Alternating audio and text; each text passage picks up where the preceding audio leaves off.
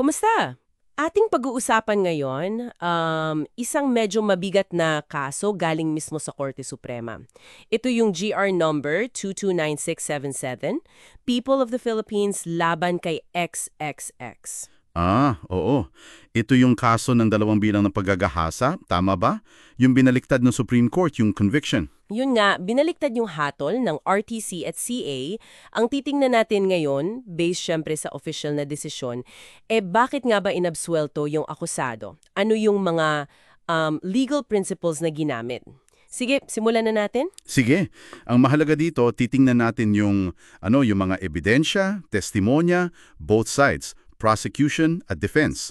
At paano yung sinuri ng Korte Suprema, lalo na gamit yung, alam mo na, presumption of innocence. Okay, so nagsimula itong kaso sa dalawang paratang ng writ laban kay XXX. Ang akusado, Yung mga pangyayari daw naganap noong October 17, 2000. Umaga at hapon daw. Si AAA, yung nagrereklamo, nangungupahan siya sa apartment ni XXX noon. at nakonvict siya sa RTC, tapos inaffirm ng Court of Appeals, kumbaga sa dalawang lower courts, guilty siya. Tama, guilty siya sa mababang hukuman. Pero para lang sa konteksto, ano bang rape under the law?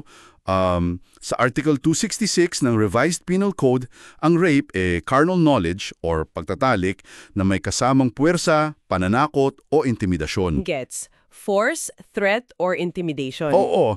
At dito sa kaso, inamin naman ni XXX na may nangyaring pagtatalik Hindi niya tinanggi yun. Talaga? Aha. Inamin niya. Oo. Pero ang sabi niya, may consent. May pahintulot daw. Kasi ang claim niya, magasintahan sila ni AAA. Okay. So, dun nag-shift yung focus. Hindi na kung may nangyaring pagtatalik, kundi kung may consent ba o wala.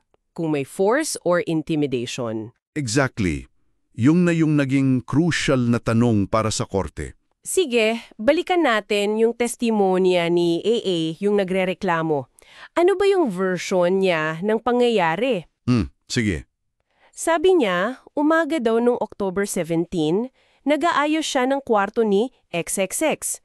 Tapos, bigla daw siyang pinasok ni XXX. Okay. Tinakpan daw yung ilong niya ng kamay na parang may chemical daw na amoy. Nakapagpahina daw sa kanya yun. May ganong detalye. Chemical. Oo, may ganun siyang sinabi. Tapos, hinubaran daw siya at yun na, ginahasa. At pagkatapos nun, sabi niya nakalock daw siya sa loob ng kwarto. Nakalock, okay.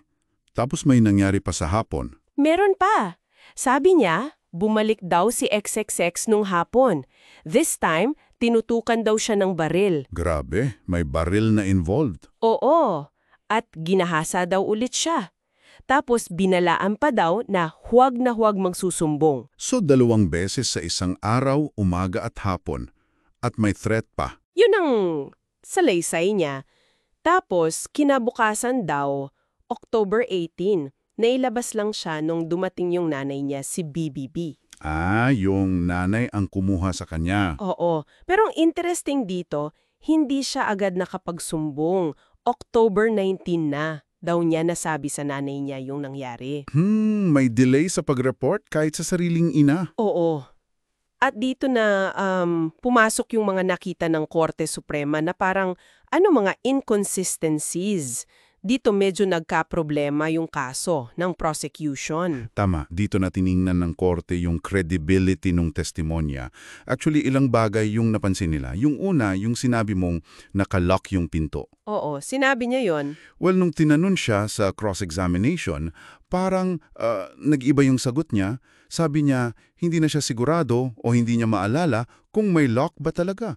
Pabago-bago. Okay. So, inconsistency number 1, yung lock ng pinto. Ano pa? Pangalawa, yung paghingi ng tulong. Sabi niya nakalock siya, pero may mga moments daw na naiwan siyang mag-isa. May bintana pa raw na bukas, pero walang record or testimonya na sumigaw siya, kumatok o gumawa ng paraan para humingi ng saklolo. Good point. Kung talagang trapped at takot, 'di ba? Natural reaction yung mag-ingay or humingi ng tulong. Iyon ang tinitignan ng korte, yung standard human reaction, kumbaga. Tapos, pangatlo, at itong medyo malaki, yung pagkakaiba ng kwento niya at ng nanay niya, si BBB, tungkol dun sa pagligtas sa kanya. Yung paglabas niya sa kwarto. Anong sabi ng nanay? Sabi kasi ni AAA na ilabas lang siya nung dumating yung nanay niya. Pero ang testimonya ni BBB, yung nanay, siya daw yung kumatok sa apartment. Si XXX pa nga daw ang nagbukas ng pinto sa kanya. Teka, pinasok siya ni XXX? Oo, pinapasok daw siya ni XXX sa apartment. Tapos si BBB mismo daw ang nagbukas ng pinto ng kwarto kung nasaan si AAA. Hindi tugma dun sa sinabi ni AAA na nailabas lang siya. Wow, malaking pagkakaiba yun ha. Hindi lang maliit na detalye. So yung mismong rescue scene, magkaiba yung version nilang mag-ina. Oo. At yung mga ganong major inconsistencies, lalo na galing sa dalawang crucial witnesses for the prosecution, talagang nagpahina sa kaso nila. Okay, ngayon dito nagiging mas komplikado. Kasi may sariling version din yung depensa, si XXX. Siyempre. At hindi lang siya basta denial Ang sabi niya, di ba magkasintahan sila ni AAA? Yun ang depensa niya. Consensual daw kasi may relasyon sila. At hindi lang yun sinabi, naglabas sila ng ebidensya. May mga pinakita sila sa korte. Ano yung mga yun? May pinakita silang 2x2 picture ni AAA. Tapos sa likod daw nun, may dedication para kay XXX. Sa isang Jollibee napkin. Jollibee napkin? Anong nakasulat? Ang sabi raw sa sulat, parang ganito, Pa, napakaswerte mong lalaki, ikaw ang nakuuna sa akin. Parang ganun daw yung message. Wow, medyo specific yun At parang nagpapahiwatig ng intimacy at maybe prior relationship. Yun nga. At meron pa raw isang sing-sing na bigay daw ni XXX kay AA. So may picture, may sulat, may singsing. Mga tangible items na pinupoint sa isang relasyon. At hindi lang yan, may testigo pa sila. Si DDD. May-ari daw ng karinderya sa baba lang nung apartment. Yung kapitbahay na witness. Anong sabi niya? Sabi ni DDD, madalas niya daw makitang magkasama sina XXX at AA. At hindi lang basta magkasama, parang sweet daw. So may corroborating witness sa claim na may relasyon. Tapos daw nung Octed 17, nung diumanong rape incidents.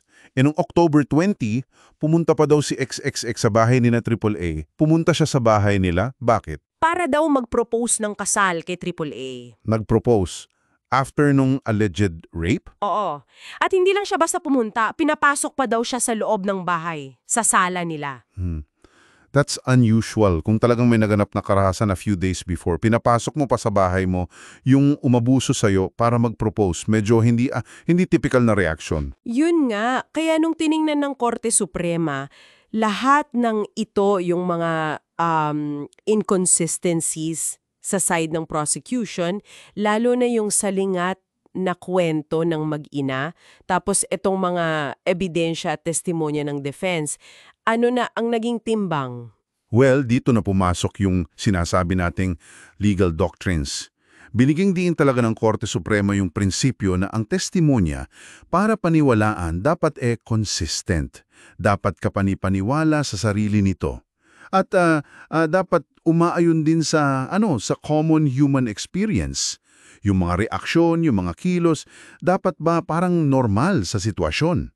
Yung ordinary course of human events ba yun? Parang ganun. At dahil nga dun sa mga seryosong pagdududa na lumitaw, yung inconsistency sa lock, sa paghingi ng tulong, lalo na yung magkaibang version ng mag-ina sa rescue, tapos sinabayan pa ng mga ebidensya ng depensa na hindi naman na-reboot or napabulaanan ng prosecution, yung picture, sulat, singsing, testimonya ni DDT, yung pagpropose. Hindi na nila naabot yung standard na kailangan. Exactly. Hindi naabot yung tinatawag na proof beyond reasonable doubt. Ito yung pinakamataas na standard of proof sa criminal cases. Kailangan, sigurado ang korte, walang bahid ng makatwirang pagdududa na nagkasala yung akusado based sa ebidensya. At dahil hindi naabot yun, Hindi naabot. Masyadong maraming reasonable doubts na lumitaw dahil sa mga inconsistencies at sa ebidensya ng depensa. so, ang final verdict ng Supreme Court. Binaliktad nila yung conviction, pinawalang sala si XXX sa 2 kaso ng rape, acquitted. Acquitted due to reasonable doubt. Oo, nanaig yung presumption of innocence, yung karapatan ng bawat akusado na ituring na inosante hanggat hindi napatutunayan ng prosecution beyond reasonable doubt ang kanyang pagkakasala. Malinaw. Malinaw kung paano nag-weigh yung korte ng mga ebidensya at testimonya. Oo, at ipinapakita talaga ng kasong ito kung gaano kahigpit dapat ang pagbusisi sa ebidensya, lalo na sa mga kasong mabigat tulad ng rape. Yung burden of proof nasa prosecution talaga, at kung may mga seryosong butas o inconsistencies, lalo na kung may sumusuportang ebidensya ang depensa, malaki ang chance na ma-acquit ang akusado. Kasi kailangan protektahan din yung karapatan ng akusado, di ba? Tama, kailangan mapangalagaan yung karapatan niya against wrongful conviction. It requires moral certainty. So, ano yung iiwan nating tanong para sa mga nakikinig? Yung takeaway dito? Siguro ang isang mamahalagang punto dito yung kahalagahan ng consistent at credible na testimonya. Gaano man kabigat ang krimen, kung ang salaysay ng biktima o ng mga testigo ay may malalaking inconsistencies na hindi maipaliwanag at meron pang ebidensyang sumasalungat dito, mahihirapan talagang tumayo ang kaso sa korte. Oo nga, at siguro isang bagay na pwede mong pag-isipan, paano nga ba haharapin ng ating sistema ng hustisya itong napakanipis na linya, yung pagbibigay ng proteksyon sa mga tunay na biktima ng karumal-dumal na krimen na napakahalaga? Oo, napakahalaga nun. Pero at the same time, kailangan ding tiyakin na yung fundamental rights ng isang akusado, lalo na yung presumption of innocence, ay napapangalagaan. Paano mo babalansehin yun, lalo na sa mga kasong word against word, kung saan nagbabanggaan talaga ang mga salaysay at mahirap hanapin yung absolutong katotohanan? Yan ang palaging hamon sa ating mga korte at sa buong justice system. Isang napakahirap na balancing act.